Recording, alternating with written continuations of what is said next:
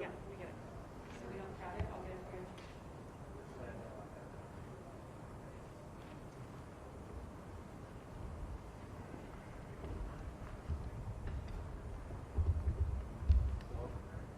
Okay, we'll do Q&A after they speak.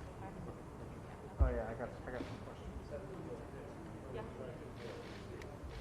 Is there order? Perfect.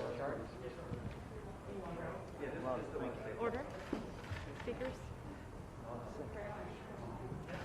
And then I'll get out of the way here because they're going to start soon. Okay?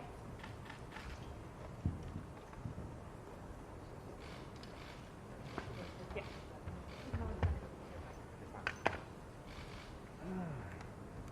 Thank you.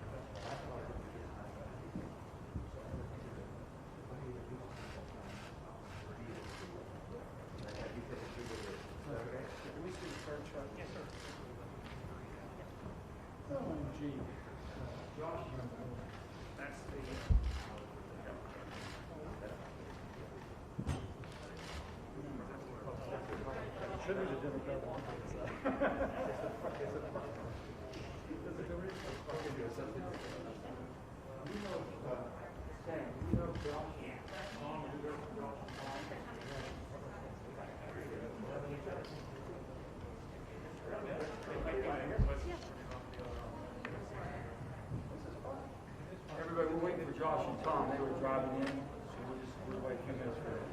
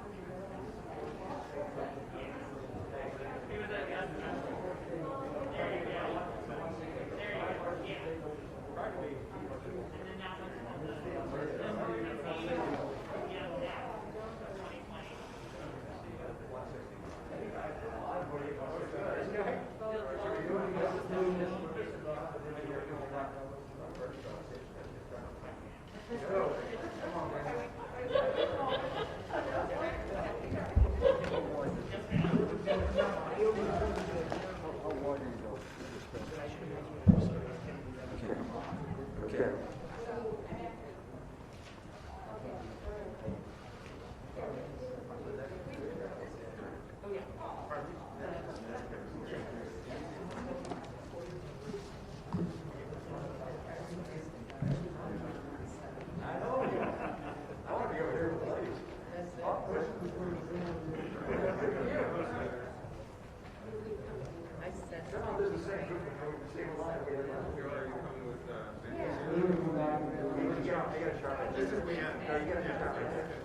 You have two easels prepared.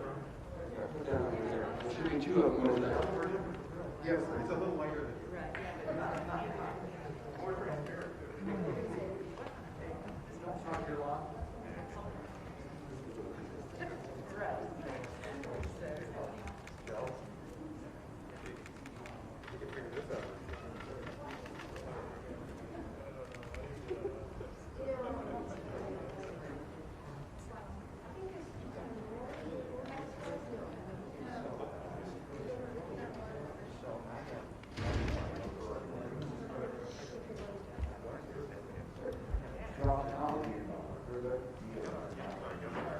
No.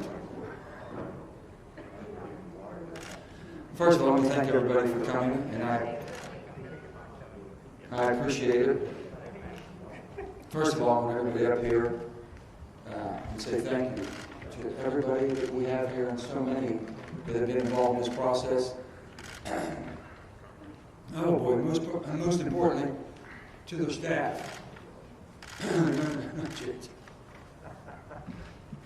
The staff members have done yeoman's work. Let me give you a little bit of a history or a little bit of a timetable of what we've all been working on, how this all came about. And I think you're pretty much aware of it. But basically, this COVID emergency relief package started the day after the election. Those of us calling back and forth and talking to each other, and basically saying something had to be done because there was nothing moving. We heard nothing. And then on the 17th, we had a dinner meeting. And there was a dinner, and it was bipartisan from day one, from our talks to our dinners. To our dinner, we had 8. It was 4 Ds and 4 Rs. And we committed ourselves to making something happen. And then it grew the day after to where it just continues to grow. But it grew in a bipartisan way. And that's what really makes it pretty special. And it's been almost 2 weeks since we basically broke out, and we stood on I think it was December. Let me see what day I gotta get that right. November 5th, November 14th. Today's the 14th. But basically 2 weeks ago we unveiled the framework, and now we are here today. And I know there's an awful lot of you thought that can't be done. You surely could putting everything agreed on and put into a bill. Well, guess what? We did. There's a bill. And to make matters even better, we have 2, because with every good negotiation, you want to make sure you've covered everything. And we did that. So what we have before you is $908 billion, $748 in our emergency bills we have, and they're going to talk about basically our state and local liability. I want to talk about, first of all, this one. And this is the one we're so concerned, and both of them are very, very important to the American people.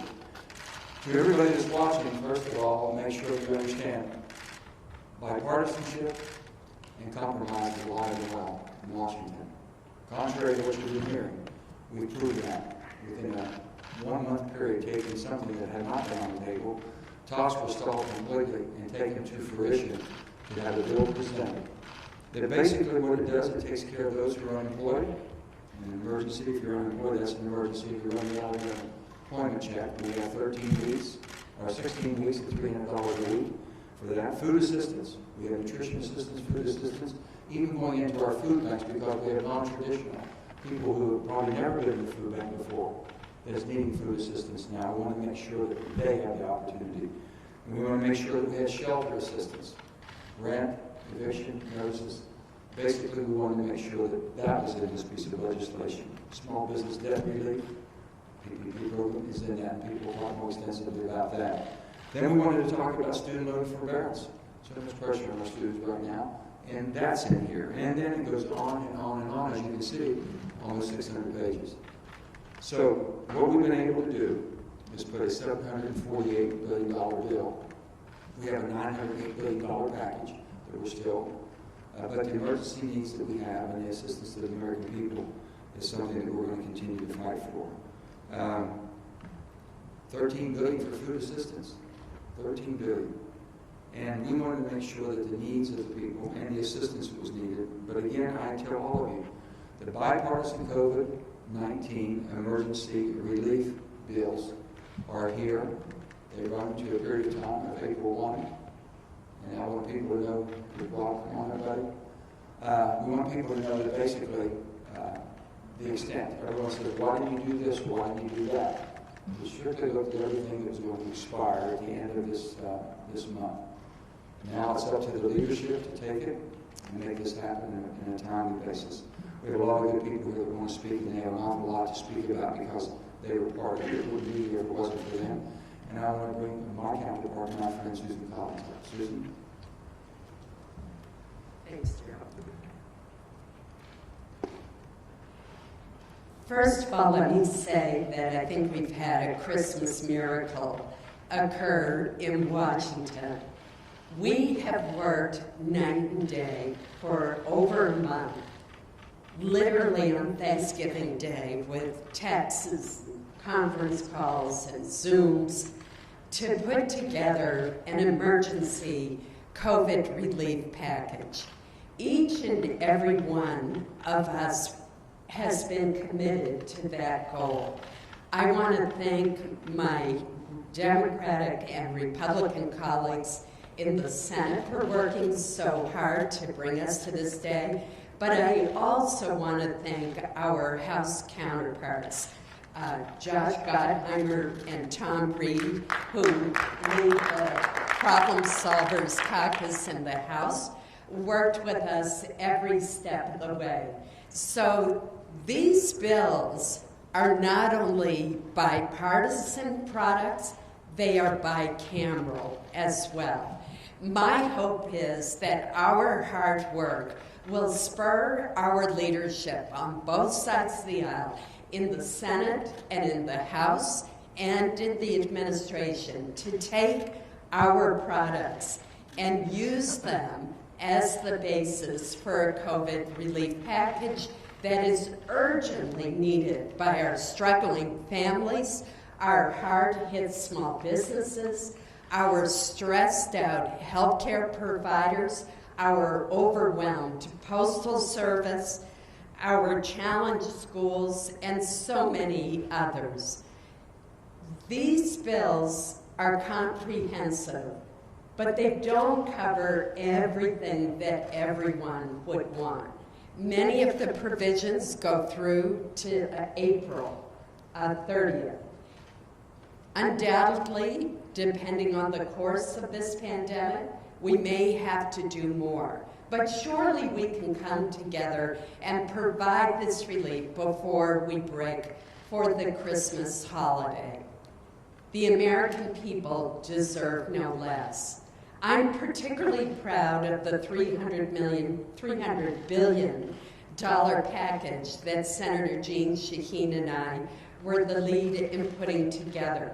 It includes an extension of the Paycheck Protection Program, which has saved millions of jobs in this country, including 250,000 jobs in the state of Maine alone.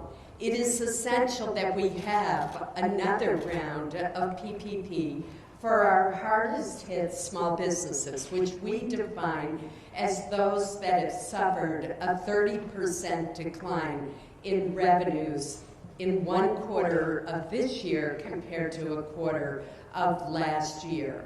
It's essential that we keep these small businesses afloat so that they can continue paying their employees. There are many other provisions that I know we will get into in the days ahead, but surely let's not go home for Christmas without passing this much-needed relief for the American people. With that, let me make just one other comment, and that is I'm for both bills. Just want to go on record as being for both of these bills. It gives me great pleasure to introduce Senator Mark Warner, who's been one of the leaders of this effort. Mark. Well, thank you, Susan. Let me, first of all, to Joe and Susan. Joe has been relentless about keeping an eye on the ball. Let's keep this product moving forward. Hate to acknowledge this, it was right more often than not that if we let a little grass grow under our feet, we might not be here. And to Susan, who has been a fiery advocate for small business, this PPP proposal takes great ideas that were advanced in the first CARES bill, refined them into, I think, an even stronger package. She's done a great job, for example, on outdoor venues and other venues, the stages. They and everyone in this group have been extraordinary. To Josh and Tom, too, and I think my hope is the one piece that we've still got, some of us have still got a way to get to, but I have great confidence in Josh and Tom, like Rob Portman, that we may be able to push the final. So, it's a bit of a cliche to say that we're living in challenging times. But it also, it might sound like a cliche, but today is actually a really good day for our country. This morning, the vaccines were starting to be distributed around the country.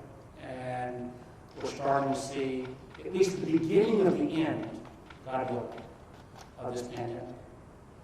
And also, regardless of who we supported for president, we've seen today, all across the country, as states make and send forward their electors. Both things working. And then finally, this group, we have behind us, I think, 12 senators. We actually got up to 16 when we kind of called in additional allies, like Mike Crable and some of the CDFI, and Tim Kaine, and Chris Coons, and Dick Blumenthal on some of the liability issues. I mean, you can't normally get 16 senators to agree even much for lunch. But the fact that we came together on nearly $1 billion, trillion dollars, excuse me, nearly $1 trillion of emergency relief for Americans in need. Back when Joe says, this shows, even as dysfunctional as the Congress sometimes can be, when we're confronted with a crisis, this group, and God willing, our other colleagues will step up and do the right thing. So I think it is an enormously good day for our country today, from the vaccine to our electoral process to Congress actually working. The truth is, as Mary mentioned already, this gets assistance to lots of Americans who are in desperate need. It would be Scrooge-like if we went away and left folks the day after Christmas to lose their unemployment, or the day after New Year's to lose their apartment. We have, I think, addressed virtually every major category. There are others who say there are additional things that could be added in this package. And if there's room to build a package, so be it. But I would challenge any member, Democrat or Republican, to say if we're limited at 908, which of these categories would you take money from in terms of people who are in enormous need at this point? So I'm going to take this good news, and hopefully we're going to move forward to get this legislation passed. We implore our leaders on both sides, take this work product, build it into whatever package that gets voted on this week. Let's make sure we bring it across the finish line. As Joe said at the outset, a lot of folks didn't think we'd get to a product. There's been a lot of gangs that didn't get to a final product. We have that final product right here. And one of the individuals who is new to gang membership but has been an extraordinarily important gang member and a very challenging negotiator on a whole host of issues, is my good friend, Senator Mitt Romney from Utah. Mitt? Thank you, Mark. I think the American people expect to see groups like this and hope to see groups like this work together. And you're seeing it. And that's what makes me most encouraged about what we've accomplished, but also most hopeful about what we can accomplish in the future. Republicans and Democrats in the House and the Senate can work together and can take on a tough issue. And this would look particularly tough, because on the one side, you had folks saying anything less than $2 trillion was unacceptable. And on the other, you had folks saying anything over $500 billion was unacceptable. And there was an insight in that dinner we had at Lisa's home. I think it was Dick Durbin who said it. He said, you know, this is an emergency provision, isn't it? We're looking not just at what we're going to do long-term for the country and stimulating the economy and so forth. We have people hurting right now. We have an emergency. So let's look at what we need to do to take care of the emergency. And that's really this bill here that Joe just described, where we all came together. And by the way, there's a lot of it that I changed if I could, and I'm sure every one of us has things in here we do differently. This bill over here is less of an emergency, but also very important. And I'm just going to describe this. This last bill relates to two things: state and local aid and liability. And there's some pretty significant differences there. And I'll just note this. On the Republican side, when I talk to my Republican colleagues, I think the majority in the Senate among Republicans feel we should not provide any state and local monies. Why is that? Well, because the numbers are all over the map as to how bad things are in states and localities. Some states have rainy day funds and are telling us they don't need more money. Others are saying they need much more than we can possibly imagine sending to them. So a lot of difference in data and difference in terms of how well they've managed themselves in the past. And there's a strong feeling we don't want to just be paying for pensions that states might have needs to have filled. And so, on the one side, there was the sense that, hey, we don't need additional money for states and localities. That was the Republican, is the Republican point of view. At the same time, Republicans are saying, we're willing to give on that if you'll give on providing liability protection so that doctors and hospitals, schools, universities, small businesses, big businesses don't get sued because people got COVID. And so that's the trade-off. Providing funding for states and localities of $160 billion, and that's in this bill, and liability protections. The liability protections language is difficult to sort out, and we had to go to the experts. John Cornyn began with that effort. I'll leave that up, Chris. Leave that one back up. John Cornyn went out with a bill in that regard, and our Democrat friends had a lot of changes they thought needed to be made, and so we brought in the real negotiator, and that's Rob Portman. Rob Portman did a heroic job in negotiating together with Angus King and finding ways to see if we couldn't improve the liability package to resolve the concerns the Democrats had, and at the same time provide the protections that the Republicans want to see. So right now we're going to turn to Bill Cassidy, who's going to describe the state and local program. And then at some point we're going to hear from Rob Portman, I'm not sure quite when, on the liability front. Bill? You know, it comes to mind that old joke. I went to a fight and a hockey game broke out. We actually went to Congress and actually negotiations broke out. And we actually came up with something that I think is a victory for the American people. And I like to call this caucus in my own mind the Ronald Reagan Tip O'Neill caucus. Because you have a spectrum from conservative to liberal to all points in between. And the point wasn't to borrow a phrase from Leader McConnell, to make a point. The point was to pass a law. Put differently, this bill is not about sending a message, unless the message is that Congress can work together to make something good happen for the American people at a time of incredible stress. Now, my portion of the bill is in this one.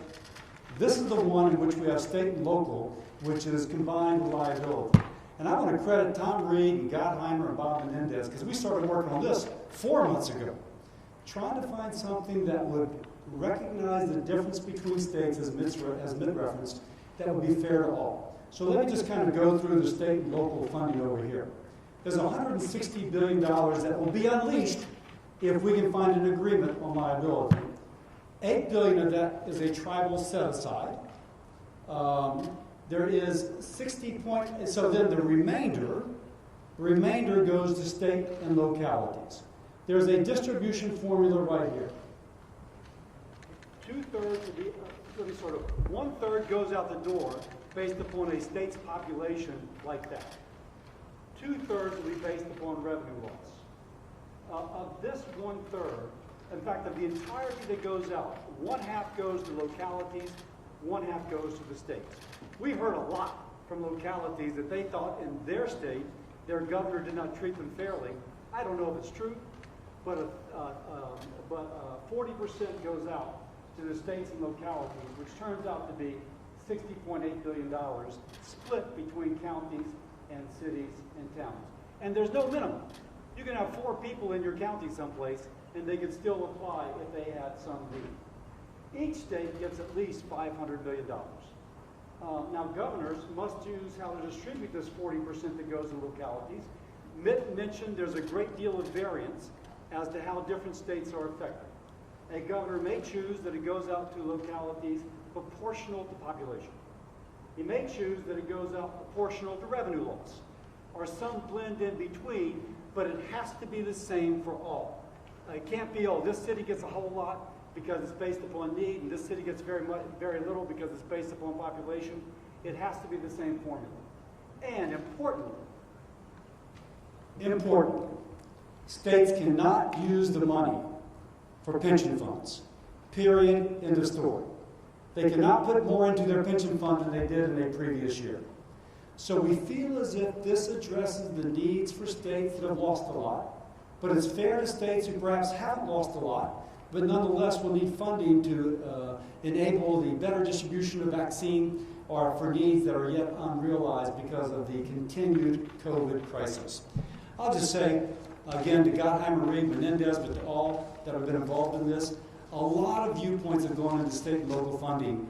I sure hope we get to pass it because that means also that we come to an agreement on liability reform. With that, I turn over to my partner from the House, Josh Gottheimer.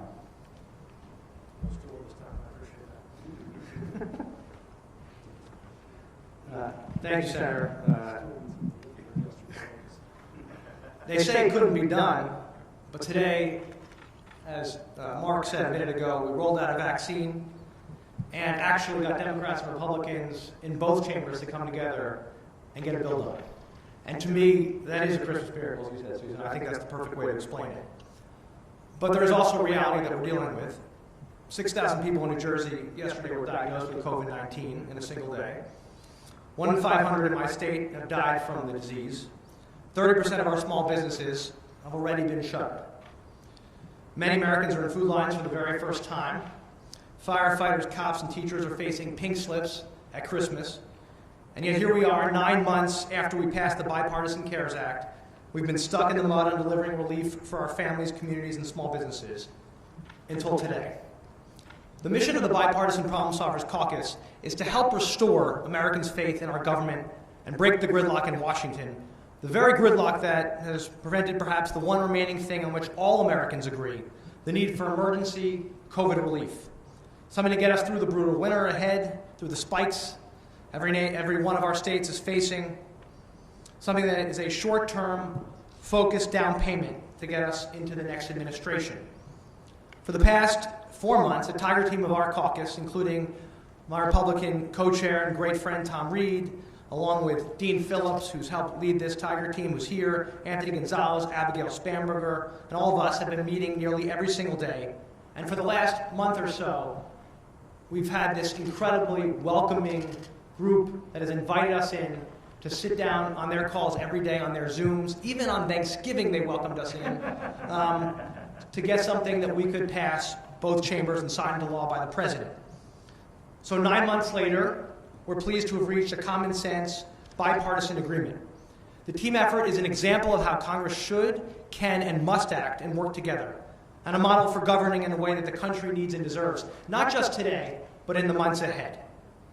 But now with the clock ticking, We're here to announce the 2 separate bills and an agreement we've worked so hard to achieve. We're very proud of the values it represents and how it is consistent with what we've been fighting for months.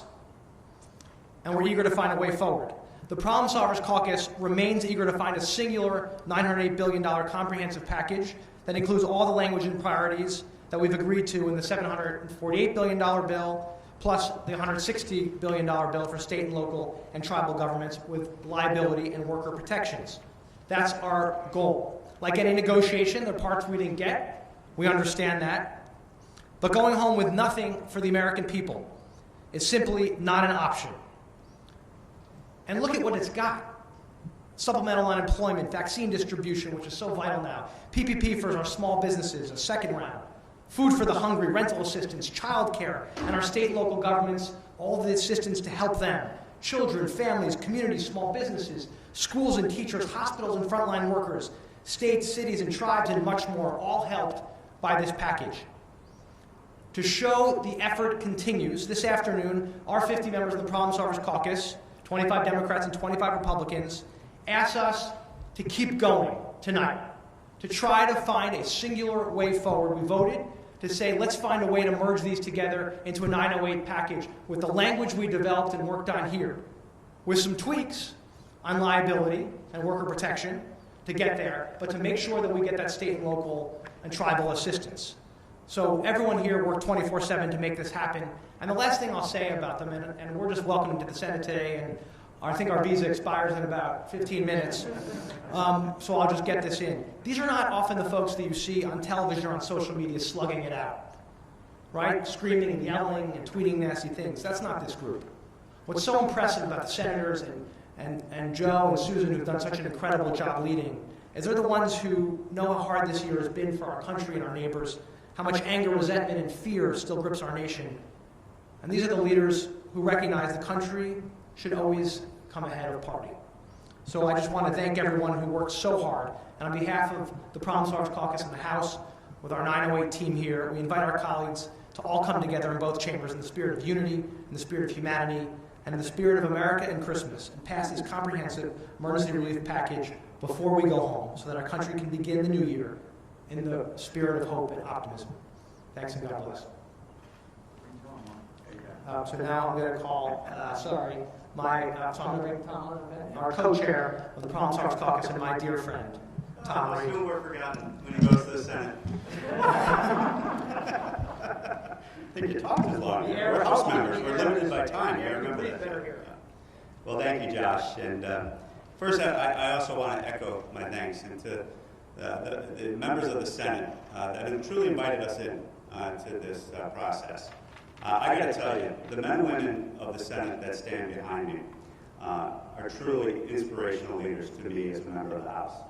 As we spent hours together on these Zoom meetings, on these live person meetings, the depth of knowledge that these individuals demonstrated on each and every one of the issues that they cared passionately about, but also those that they did not, but took the time to really dig in to the details, was impressive.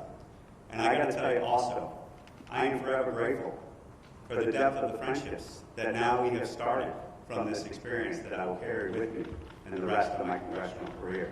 To Joe Manchin, to Mark Warner, to all my colleagues on the other side of the aisle, I truly have enjoyed this experience from a personal point of view.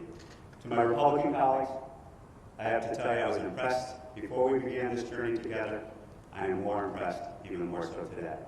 Susan Collins, Bill Cassidy, Rob Portman, all of you have demonstrated to me and Mitt Romney, and Lisa, who I'm going to introduce, and Lisa, who, I knew the other ones before we started this journey. These I got to know after we started this journey. They truly are mentors now of mine as to how to be statesmen in the United States Congress. So I thank you for that honor and that lesson. But as we go forward, I too echo the relief that we have come here to announce today is something we're not done with. This has to get signed into law. As my colleagues in the House and us stood together and took a pledge here just a few weeks ago, we will not leave for Christmas break until this relief is delivered to the American people. And as we talk about Christmas miracles, let us remember, it's not Christmas yet. And as Josh alluded to, I think there's one more Christmas miracle we hope to perform in the House and get these two bills into one. And with that, I just want to say, let us get it done. Not for us, but for the people that we represent and the people who need this as soon as possible.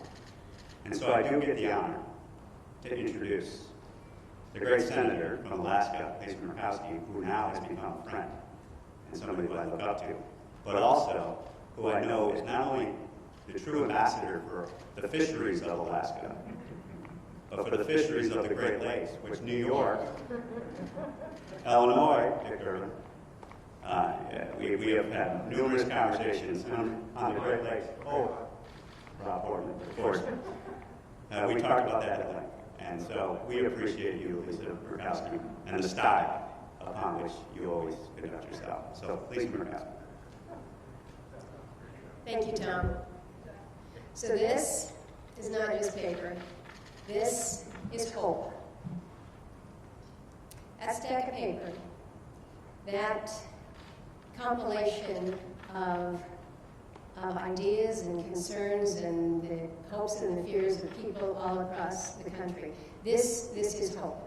This is hope for the individual who's wondering if they're going to be able to keep their apartment after the first of the year.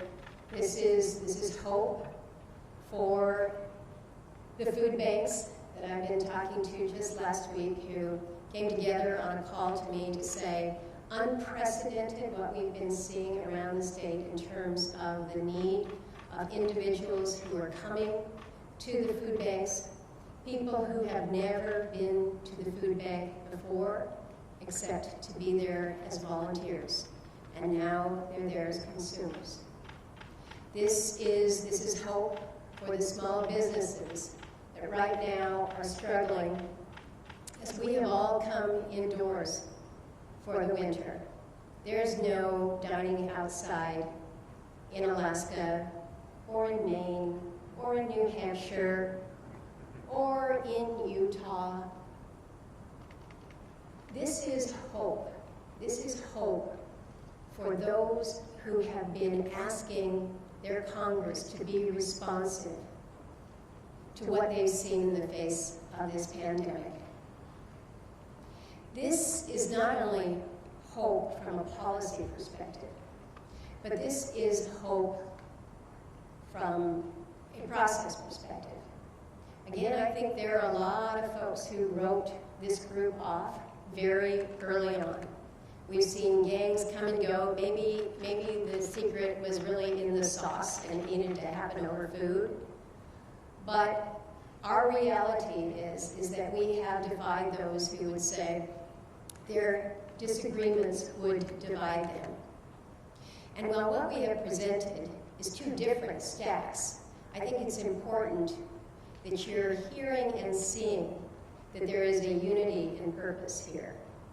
Even after the great debates and the long hours and the multiple Zooms, we're still standing here together as Republicans and Democrats, House and Senate members.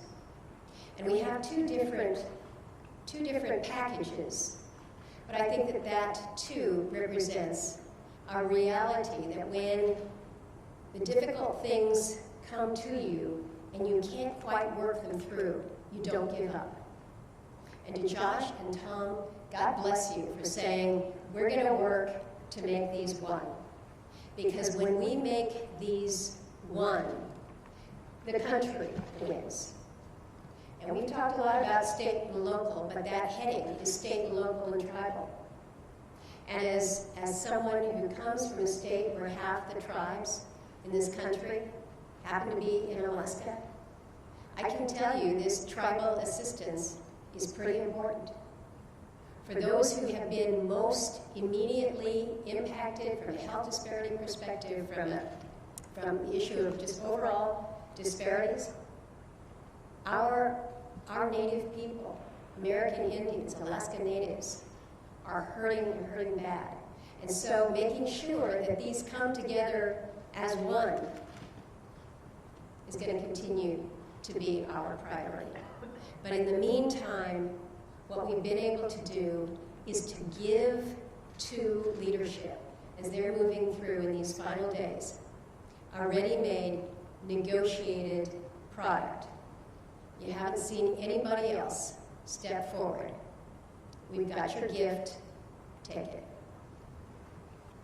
And I'm supposed to introduce, not supposed to, I am pleased to introduce my friend who has been working with me on the nutrition and fisheries matters.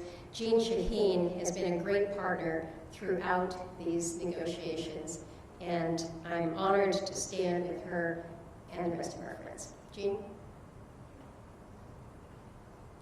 Well, thank you very much, Lisa, and thank you to all of my colleagues in both the Senate and the House who are here this morning, this afternoon. And I want to also appreciate the leadership of Joe Manchin and Susan Collins in the Senate in helping to get us to this point. We know that this country is in a crisis. We have almost 300,000 people who have lost their lives to COVID-19. We have over 16 million people who have been infected in this country. We have 25% of our small businesses nationwide have closed. In New Hampshire, we have record levels of homelessness and food insecurity.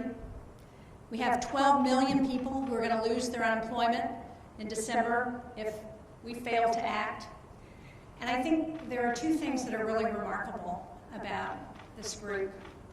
The first is that we came together of our own volition, Democrats and Republicans in the Senate and House, to say we've got to do something to respond to the country's being in crisis.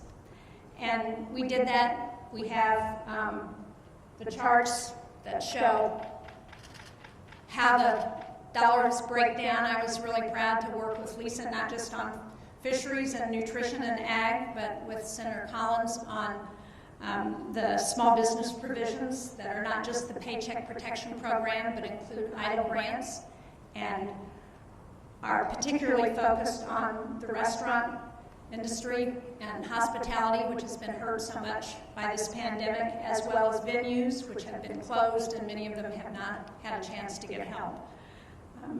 So we came together, we said we've got to do something. And this package is a response. It's not the bill that each of us would have written, for sure. But like all good legislation, it is a compromise. The other aspect about it that I think is so remarkable is what has been alluded to by so many of the people who have spoken. And I think all of us feel this way. What we've heard loud and clear from the American people is that they're tired of the partisanship. They want to see us in Congress work together to address the needs of this country, particularly now in the middle of this pandemic. And that's what all of this work and this work product attests to. Now, hopefully, the leadership in both the House and Senate and in the administration will take what we have done, we'll vote on it, and we'll provide relief to the people who need it as we're going into the cold winter months, as we're looking at a new administration coming in, as we're talking about what we need to do long-term to provide stimulus to the economy. This is the relief that will help people to get to that point.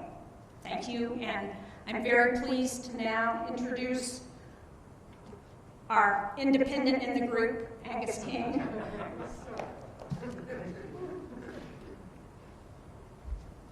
I once said to Susan, you think of me as 2/3 of a Democrat, don't you? She said, no, it's actually more like 3/4. That's a long bit of history. I think just first a couple of process things that perhaps haven't come through entirely clearly. This bill, this $748 billion bill, is unanimous. It has the support of all of us. And I think that's very important. It's a consensus product to deal with the true emergency associated with this pandemic at this moment in time. And I think that's important. The other piece involving state and local aid and liability, we couldn't come to a uniform consensus, although there's still work going on in that area. So I think that's important. A second kind of process piece that may not be obvious is we're not handing the Senate leadership a concept draft. We're not handing them an outline. We're handing them a bill. This could go on the floor of the Senate tomorrow. It is in legislative language. It's been through legislative council. So we've taken a lot of the work out of this for them and hope that this will be the basis of the package that emerges at the end of the week. Now, there were two areas that I worked on in particular, actually three, but two in particular were addiction and mental health and broadband. Addiction and mental health, we are going through an epidemic not only of coronavirus, but of isolation, suicide, and depression. And that is going hand in hand with the elements of this terrible virus that is afflicting us. So there's a significant portion of this bill that deals with not only opioids, but methamphetamines, alcohol, other substances which are prone to abuse, but also mental health centers across the country. A very important part of the bill. Broadband is here because if there's anything we've learned from this pandemic, among many other lessons, is that we need to be connected. Seniors need to be able to do telehealth. Students need to be able to connect with their schools. And there are huge gaps in this country in terms of connectivity, particularly in rural areas, in places like my state of Maine. So there's a significant portion of this bill that directly addresses that in terms of emergency of connectivity over the next several months, but also in terms of developing the infrastructure to make those kinds of connections important. The third piece that I worked on intensely was liability. And I realized today that I've gotten more texts from Rob Portman in the last week than from my 20-something daughter. And that sort of puts in perspective how hard we've been working. Rob and I have worked intensively. We've shared proposals back and forth. We couldn't quite get to the conclusion. And I want to make it clear. Everybody here, including myself, is concerned about the threat of lawsuits and what could happen to businesses, to hospitals, to doctors in a situation of unfettered litigation. On the other hand, there's a concern because when you talk about lawsuits and litigation, you're also talking about injured people. And you're talking about people who have a right to be heard and have a right to compensation if they were wrongly injured. And so what we've tried to do is to balance those two interests. We couldn't quite make it. The House is continuing to work on it. I'm optimistic that they may be able to find the solution. Rob and I will continue to work on it. And it may be that by the end of the week we'll be able to merge these two bills, because I'm a huge advocate for state and local aid. But the sort of agreement going in was that those two issues were related, and they were going to go either together or separately. So that's the status of that discussion. But the final thing I want to say is, I hope in the not too distant future, when a group of bipartisan senators calls a press conference to talk about how they've been working together to solve an important problem, nobody comes. By that I mean, this should be the way it always works. This shouldn't be so unusual as to bring all of you here. I want this to be routine. All of us have commented to one another that this has been one of the most difficult, but also one of the most rewarding legislating experiences that we've had in this body. Sitting down, arguing, differing, issuing our statements, working with our staffs to try to get our points in order, to do the work that they did. This is the way it's supposed to work. So my hope is that we're going to have so much bipartisanship that it will become routine and will be the way that we routinely do business. And I think that's something that the American people will deeply appreciate. I know it's something that they seek. This is a Christmas gift to the American people, and I sincerely hope that our colleagues in the Senate and the House and the White House will seize upon it, execute the work that's necessary to finalize the package, and I look forward to seeing the help that we've offered go out to the American people in the next several weeks, days and weeks. Thank you. And now I get to introduce my colleague, Rob Portman of Ohio. He and I have negotiated with him driving in the car. We've been but it was a hands-free phone, I have hasten to say. Rob, as you know, has a very distinguished career as a Director of Office Management for the Budget, a U.S. Trade Representative, and a distinguished and able Senator from Ohio. Rob Portman. Angus, thank you. I think Angus, as an independent, understated the importance of this moment. This is not just bipartisan, it's tripartisan. So we're glad you're with us. Let me just say, I have, I'm told by my staff now, given 20 floor speeches urging our colleagues on both sides of the aisle, specifically our leadership, to produce another COVID-19 bill. Why? Because it's desperately needed. The last big one was the CARES package. That was in March. It's over 9 months ago. Think about that. Think what's happened since. So some of you have had to listen to those speeches. Actually, very few probably did. But the point I kept making was there's a lot of common ground here. Yeah, we've got some differences. But look at this. It required these individuals behind us to find that common ground. It wasn't easy, but it was there. There are a couple things we're still working on. But I think this is a tremendous step forward. And it's needed. Every day in Ohio now, we have another 10,000 plus people who are being affected. We're in our third wave, and it's bad. It's really bad. I just lost my third friend to COVID. He died in the hospital after a painful process of being in the ICU and going through with his family the grief and the pain. All of us have these experiences. This is personal. And the healthcare crisis has been accompanied by an impact on the economy. Some of my colleagues say, well, the economy's better, why do we need to do this? Folks, I gotta tell you, the economy is not getting better in most of our states. It's hurting. And particularly, even though some sectors are doing well, other sectors are really struggling. It was mentioned today that the small businesses in the hospitality area, the restaurants, the movie theaters, the bowling alleys, you know, the bus companies, travel, entertainment, I mean, they are really hurting. The stages, some are hanging by a thread. Some have already closed. And in Ohio, some of those will never open. Never. They're done.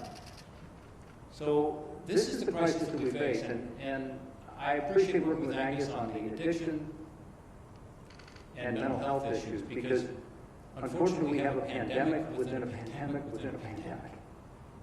And as some of you know, I've worked a lot on this issue of the opioid side of this, and we were finally making progress. And now we're going to have the worst year ever this year in the history of our country in terms of the number of people who die from an overdose. It will be the worst year ever. After we finally made progress, 20 years with this, and we were turning the corner, we had a 22% reduction in overdose deaths in Ohio just a couple of years ago. Now we're back. It's the isolation, it's the despair, it's the joblessness. Other factors too, not being able to go in and get your health care, to meet with your recovery coach. And we all know about the suicide rates and the behavioral health issues. So I appreciate working on that, and we provide some help. I appreciate the work on the unemployment insurance. This is one that is actually quite controversial. And yet this group was able to come together. And for my constituents back home who have lost their jobs through no fault of their own, this is what they're asking me about. Are the self-employed going to be able to continue to get UI? If we don't act, the day after Christmas, they lose it. If we don't act, the day after Christmas, those individuals who are on extended federal benefits lose it. They actually lose it. So not only do we add the $300 back in, which, as you know, we had until late summer, until August, but we also ensure that we are continuing the assistance that's already there. Again, I wish the economy were getting better all over the place. Everybody was back to work, everything was great. That's not what I see, it's not what I feel, it's not what my colleagues hear. So that's all in here. And I appreciate working again with my colleagues on that. In terms of liability, I think Mitt Romney said it well. There is a bill that John Cornyn drafted that's carefully thought out, and it is the bill that most Republicans are supporting. And it's one that our Republican leadership supports. And it was the basis for we Republicans to say, this is the general approach that we like. We have a lot of concern in our caucus about state and local funding, in part because of some of the numbers, frankly, particularly with regard to the states. So we need to have a balance here. And that was part of the deal going into these discussions.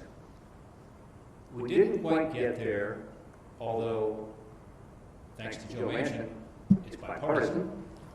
It's not tripartisan yet. That's the goal. So all the Republicans are supporting this, and Joe Manchin is, and I appreciate that. But folks, we narrowed the differences considerably. I feel badly for John Cornyn's bill because it doesn't look like John Cornyn's bill anymore. Let's just be honest with you. You'll see about half the provisions are either gone or they have been changed. Because we listened to all my Democratic colleagues back here. We tried to come up with accommodations. We didn't get there, but we got awfully close. And in the House, we're continuing those discussions. But just to be clear what this is about that business, which is a grocery store in Pennsylvania, that has said to its employees and its customers, you got to wear a mask. And they're getting sued. They're not part of a big chain. And they're thinking, I'm getting sued because I'm telling people what I think was the best thing to do. The standards were evolving, right? This is a national emergency, and the standards have been all over the place. So what in good faith should a business do? Or a small nonprofit, like a small nursing home. A private nursing home or a nonprofit nursing home in all of our states, they're all scared to death. They're not quite sure what the standards were and what they should do. They don't want to get the lawsuit because they can't even fight the lawsuit. They might think they can win the judgment in the end, but they can't afford the 30, 40, 50, 60, 70. I'm looking at my states. $80,000 it's going to cost to actually defend themselves. A lot of these businesses are hanging by a thread. So that's the idea here. It's not to let bad actors off. It really isn't. If you're a bad actor, you should be held liable. It's to say to the people who, in good faith, tried to follow the rules as best they can tell. And by the way, the rules are evolving even as we talk. So that protection, I don't think my Democratic colleagues disagree there's protection needed, and Angus just said that. But I do think that we have got to figure out a way to get to yes. There was a survey done, and admittedly this is by the Chamber of Commerce, so I don't know if it's a survey that my Democratic colleagues would support, but it said to people, what do you think? Should people be subject to lawsuits unless they are grossly negligent? And according to the survey, 79% of American people said no, they should not be. If they in good faith tried to follow the rules. Now, if they're grossly negligent, they shouldn't be protected. That's what this bill tries to do. So that's what this is all about. And there are companies being sued around the country. And unfortunately, not every state has put standards in. Some have, some haven't. But only 15 states have done anything with regard to business liability, as an example. So our idea is do this temporarily. It only lasts 1 year from the date of enactment, which was different than the Cornyn bill, which is 4 years from the date of enactment, or until the health emergency, the national emergency ends. It's short term. It's an emergency response. It's to ensure that we indeed can not just reopen this economy and ensure that our hospitals and our nursing homes are doing their best to try to provide the care they need without worrying about frivolous lawsuits, but also so that we stay open. So it's all tied into the economic crisis that we face on top of the healthcare crisis. My hope is that we can make progress. My hope is that before we go home for the holidays, we'll be up here again talking about progress on all these issues. But I will speak for all of my colleagues, I think, in saying we cannot leave, we cannot adjourn without passing a COVID-19 emergency bill for the people we represent.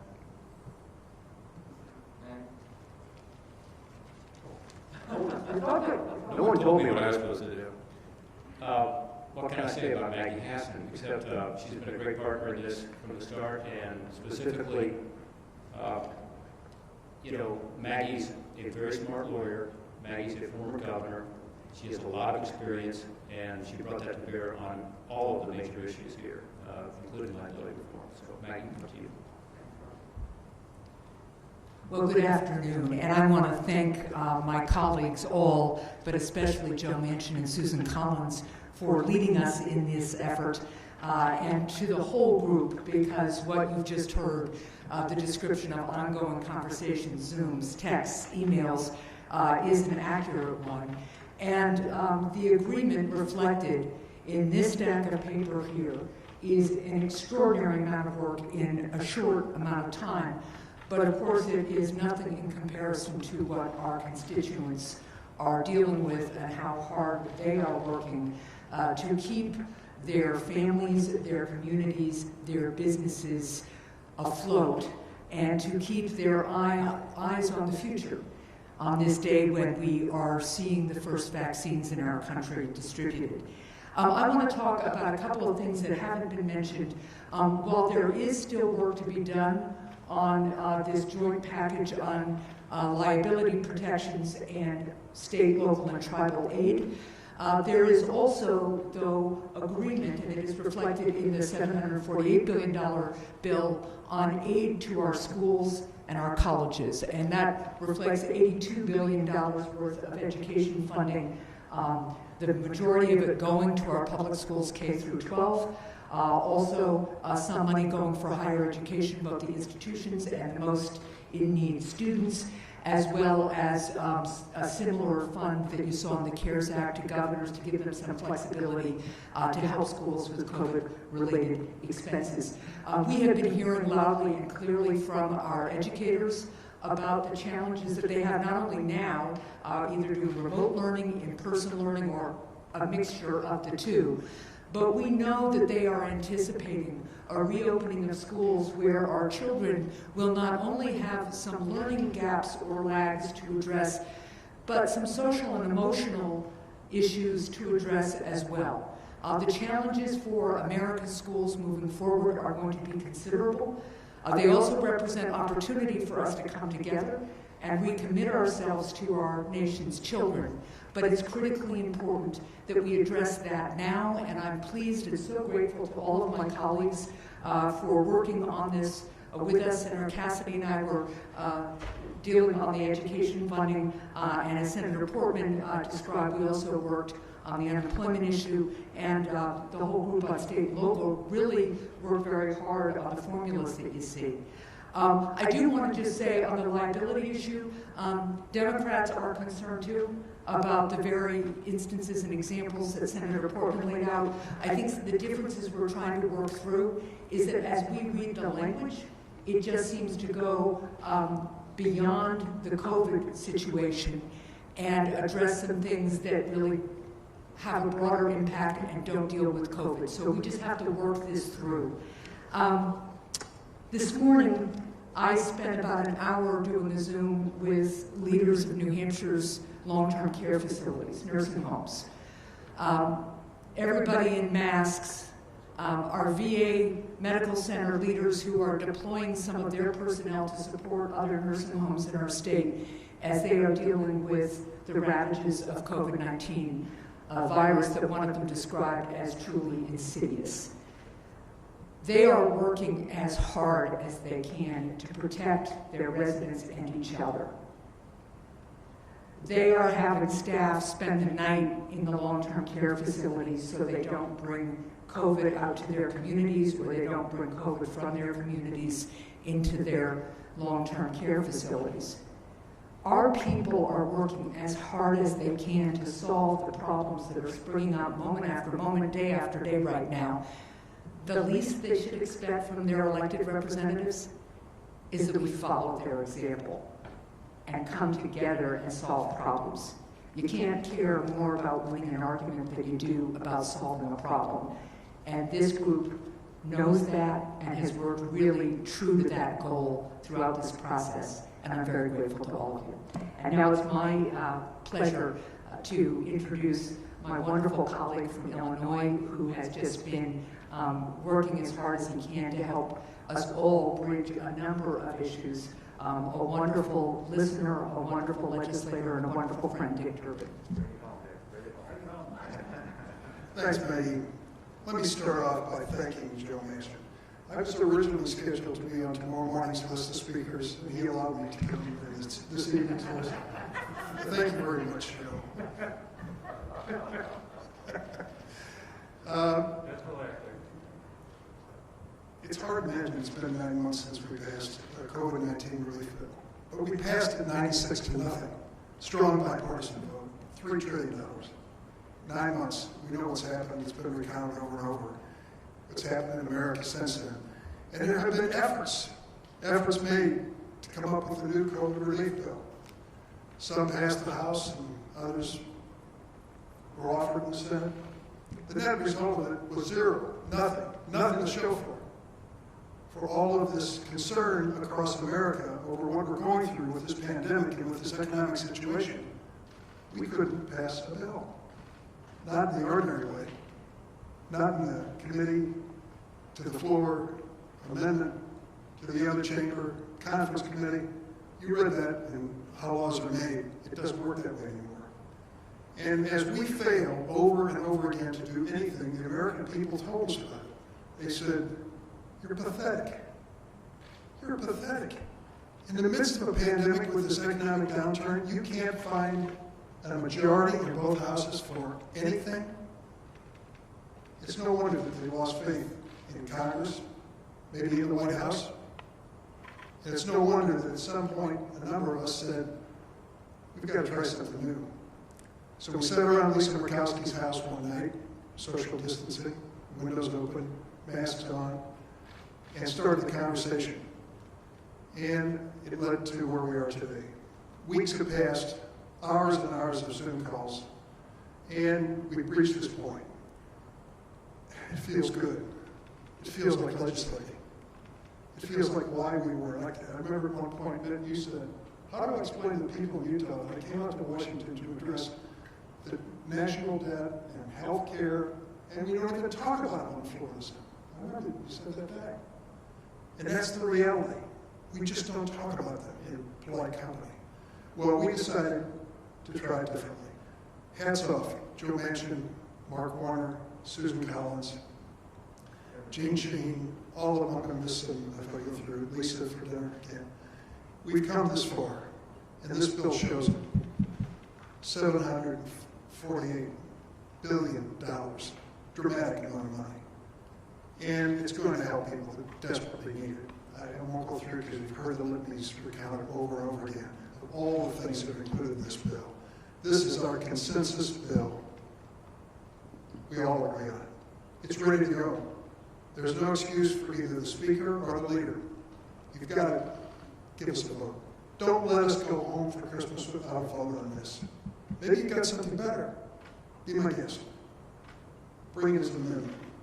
But there's no excuse for us not acting now that we've put in all this work on a bipartisan basis.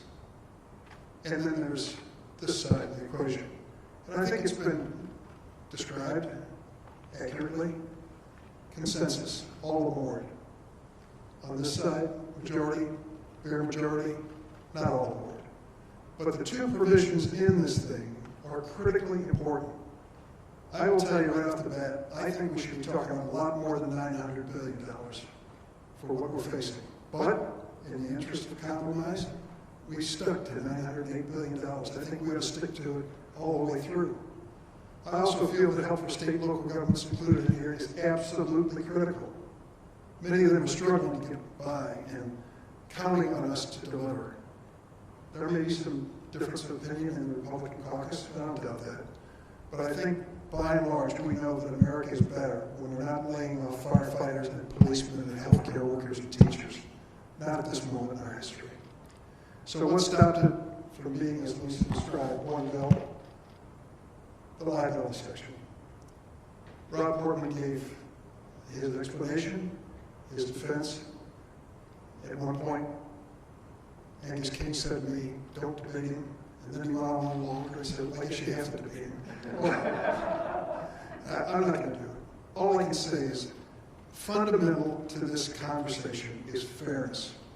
Fairness to the business which is making a good faith effort to protect customers and workers, and fairness to the victim who, without a day in court, if they are wronged or hurt, cannot get compensation. That's what it's all about. We've got to be able to find a middle ground here, strike a middle ground that is fair to both. That's still the burden we face. And I urge my friends in the House, both sides in the Problem Solvers Caucus, take a look at the suggestions that have been made by Democrats and Republicans when you try to find your position on this issue. And that's all I have to say at this point, other than to close and say, we can't go home for Christmas if we don't do this. We cannot go home for Christmas and leave millions of Americans losing their unemployment insurance the day after Christmas because we didn't even debate it on the floor of the Senate. Both sides have to urge that to happen. I think we will. Let me wrap this up very quickly, and thank you all for being so patient and kind.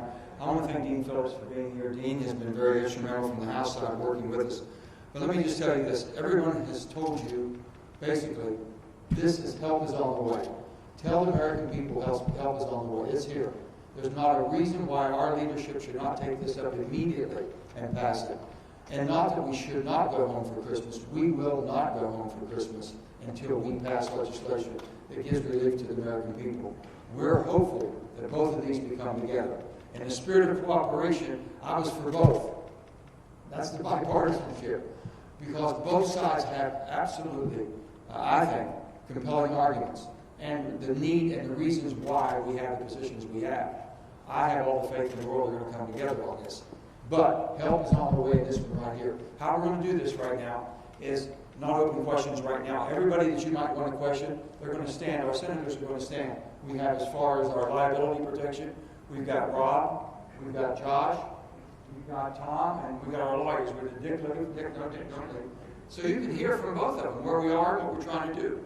Anybody on everything that we've agreed on over here, you ask any questions you want to anybody over here if you would. So come on up, gang, and stay wherever you want to stay. Okay? Thank you all. Thank you. God bless you. Thank you for staying. If you got a question, come up and ask us.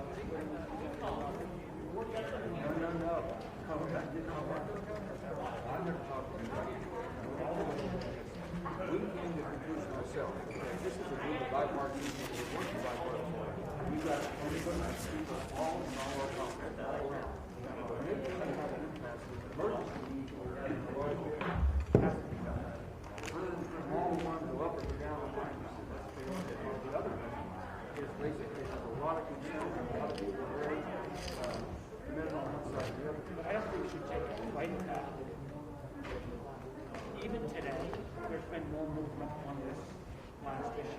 And I think there's actually folks in the House able to we are continuing to work.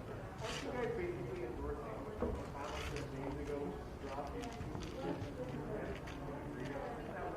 No, we didn't drop it.